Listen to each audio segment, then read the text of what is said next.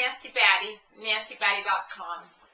I have been asked by one of my subscribers to have a chat about the topic of friendship. So I've been thinking about it for the last couple of days, and I was thinking, okay, friendship, what is good counsel about friendship? What is our expectation or our description or our definition of friendship? What are our expectations of friendship? What do we consider, the qualities or traits of a good friendship? What do we expect in other people? What is it that we think of when we think of other people in our life and the friendship that they offer to us? So what is a friend? And how do we become a friend? And what are the qualities and traits that we expect to have honored and provided to us in the course of a relationship with somebody that we consider a friend? And what qualities or traits do we take away with qualifying somebody to be worthy in our life to be our friend? So how do we create a friendship unless we have established that a person in our life is a friend to begin with?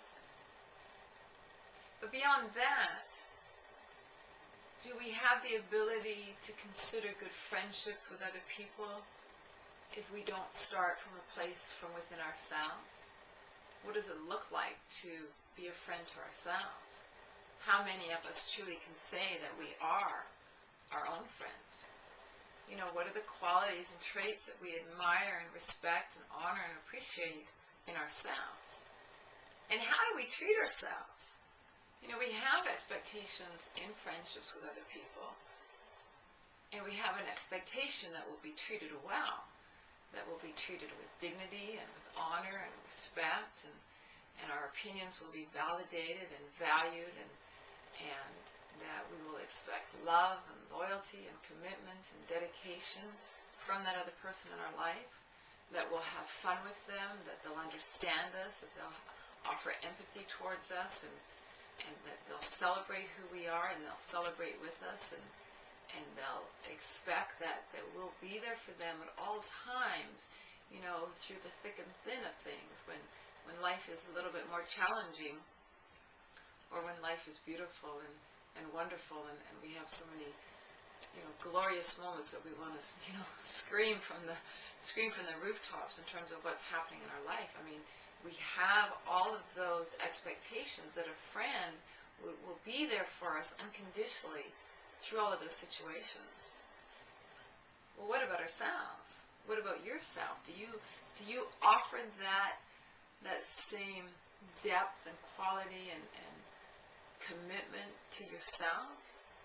How can we really and truly be an honorable and respectful and dignified, loyal and dedicated friend to another person if we haven't offered that same capacity to ourselves?